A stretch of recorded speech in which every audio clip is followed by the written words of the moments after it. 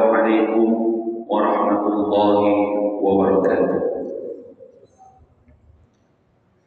إن الحمد لله نحمده ونستعينه ونستغفره ونستهديه ونتوب إليه ونعوذ به من شرور أنفسنا ومن سيئات أعمالنا. من يهده الله فلا مضل له ومن يضلل فلا هادي له. أشهد أن لا إله إلا الله وأشهد أن محمدا عبده ورسوله لا نبي ولا رسول بعده. قال الله تعالى في القرآن الكريم: أعوذ بالله من الشيطان الرجيم. بسم الله الرحمن الرحيم. يا أيها الناس اتقوا ربكم الذي خلقكم من نفس واحدة وخلق منها زوجها وبث منهما رجالا كثيرا ونساء واتقوا الله الذي تساءلون به والأرحام إن الله كان عليكم رقيبا. وقال رسول الله صلى الله عليه وسلم: اتق الله حيثما كنت وأتبع السيئة الحسنة تمحها وخالق الناس بخلق حسن. رب اشرح لي صدري ويسر لي أمري واحلل عقدة من لساني يفقهوا قولي. رضينا بالله ربا وبالإسلام دينا وبمحمد صلى الله عليه وسلم نبيا ورسولا. ربنا زدنا علما وارزقنا فهما. Jamaah yang dirahmati Allah Subhanahu wa taala, marilah kita bersyukur kepada Allah Subhanahu wa taala. Pada pagi hari ini kita kembali diberikan kekuatan oleh Allah untuk hadir sholat subuh berjamaah. Selawat dan salam mari kita haturkan kepada junjungan kita Nabi Muhammad sallallahu alaihi wasallam. Asbahna ala fitratil Islam wa ala kalimatil ikhlas wa ala dini nabiyyina Muhammadin sallallahu alaihi wasallam wa ala millati abina Ibrahim hanifan wa ma kana minal musyrikin. Allahumma anta rabbana la ilaha illa anta khalaqtana wa nahnu ibaduka wa nahnu ala ahdika wa wa'dika mastata'na. Na'udzu bika min syarri ma sana'na nabu'u laka bi ni'matika 'alaina wa nabu'u bi dhunubina faghfir lana fa innahu la yaghfiru dhunuba illa anta. Bismillahilladzi la yadurru ma'a ismihi syai'un fil ardi wa la fis samai wa huwas samiul 'alim.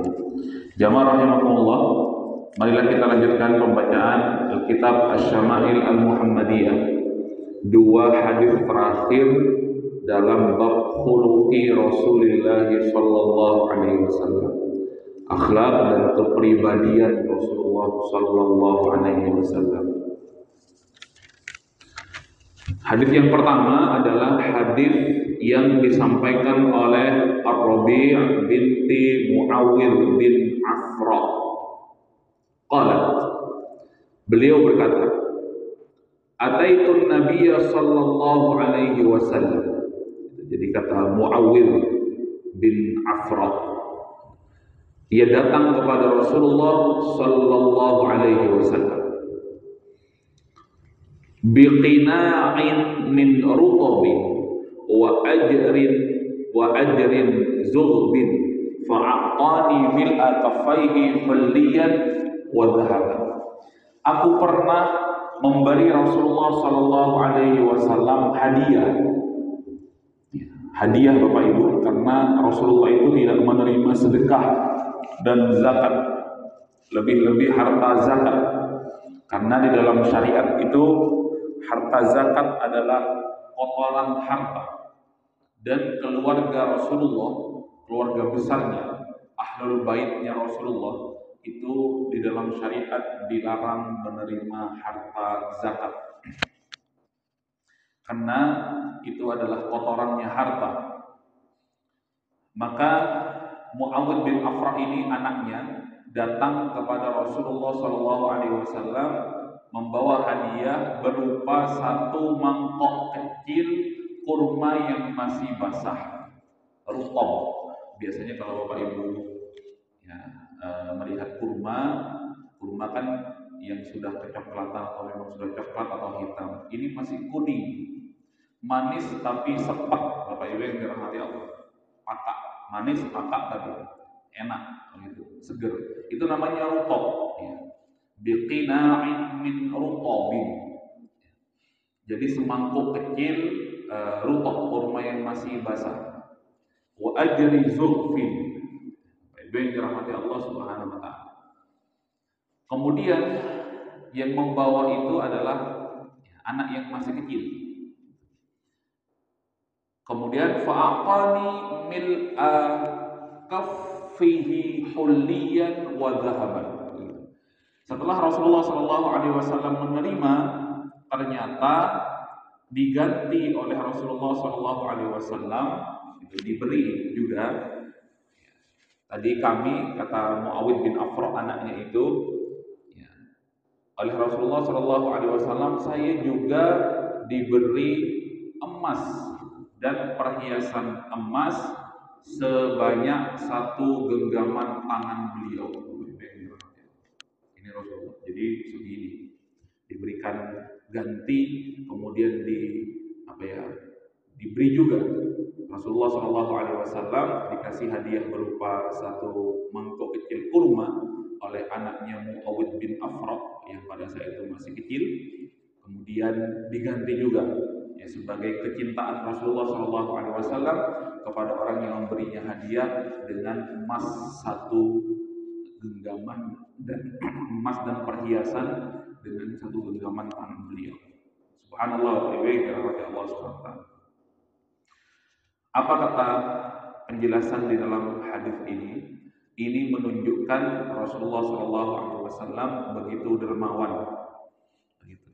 Dikasih berupa kurma yang masih basah 1 mangkok, kemudian diganti dengan yang lebih mulia oleh Rasulullah SAW. Gitu. Faqad ja'at as-sahabiyyah ilaihi bi tabaqin fihi rutab. Jadi dijelaskan dalam hadis ini bahwa sahabat perempuan yang masih kecil kemudian memberinya hadiah, kemudian diganti oleh Rasulullah SAW dengan yang lebih baik.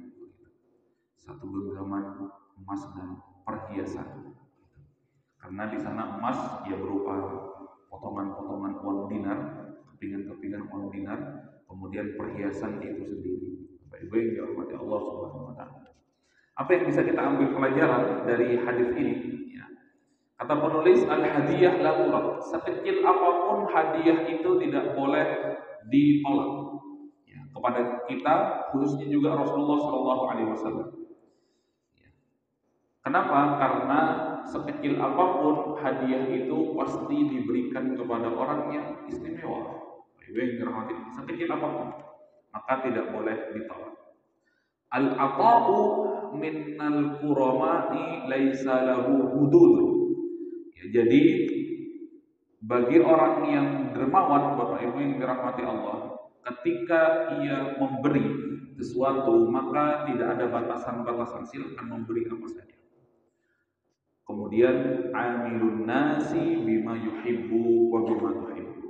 Perlakukanlah manusia itu dengan sesuatu yang menyenangkan. Bapak Ibu yang dirahmati Allah Subhanahu wa taala. Begitu.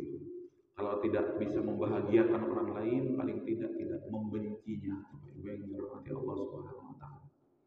Jangan seperti orang yang dzul wajhain, kata Rasulullah. Wajahnya 2, di depannya bagaimana, di belakangnya bagaimana. Di depannya bermanis-manis, kemudian di belakangnya ternyata kecut, bahkan pahit. Bapak Ibu yang dirahmati Allah Subhanahu wa taala. Dzul wajhain, orang yang paling buruk di muka bumi, kata Rasulullah SAW. Hadis yang kedua masih tentang hadiah sebagai penutup daripada bab ya, akhlak dan kepribadian Rasulullah. Anna Nabiyya sallallahu alaihi wasallam kana yaqbalul hadiyah wa yuthibu alaihi.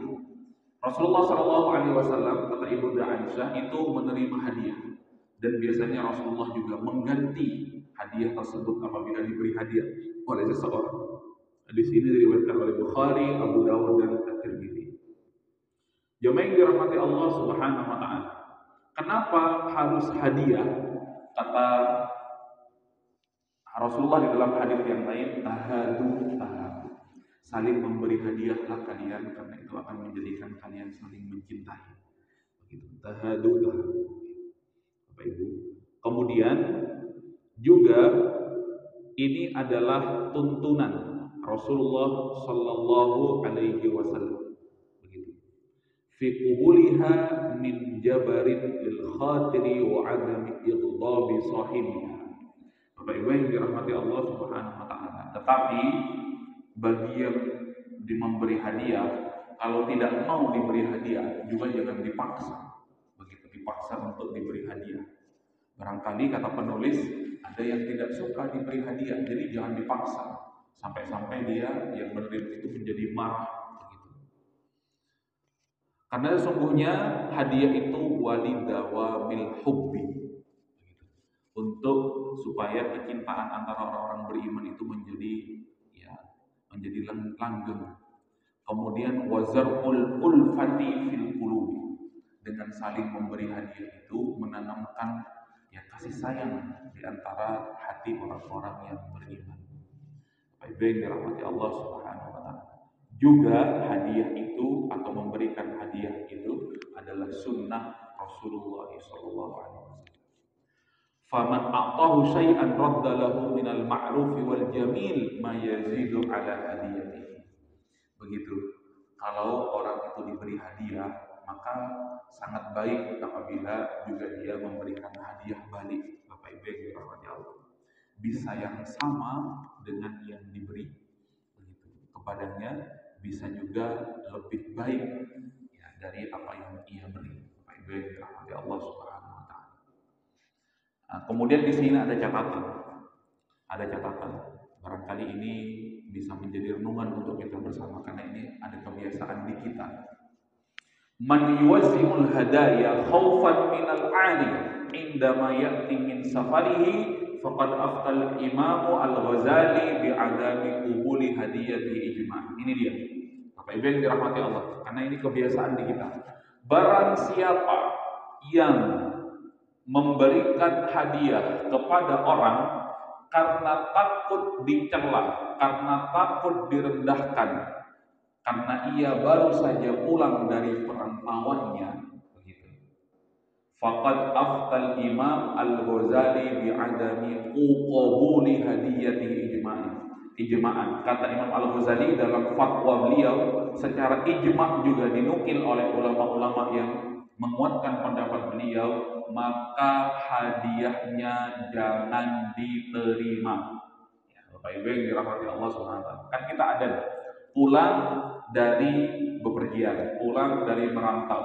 Ya, kemudian kebiasaan dari kita kan bawa oleh-oleh, begitu. Tapi ada kesempatan ataupun ada kejadian kalau tidak bawa oleh-oleh itu, mulai dari merantau tapi beli oleh. Bapak Ibu yang dirahmati Allah. Jadi kita diomongin, jadi kita digibahin. Jangan-jangan pas merantau dia nggak sukses, begitu. Jangan-jangan di sana dia nggak dapat pekerjaan. Jadi kalau ada orang yang pulang dari safar, kemudian secara khusus membeli hadiah, karena nanti takut di rumah diomongin, digibahin, begitu Bapak Ibu yang dirahmati Allah.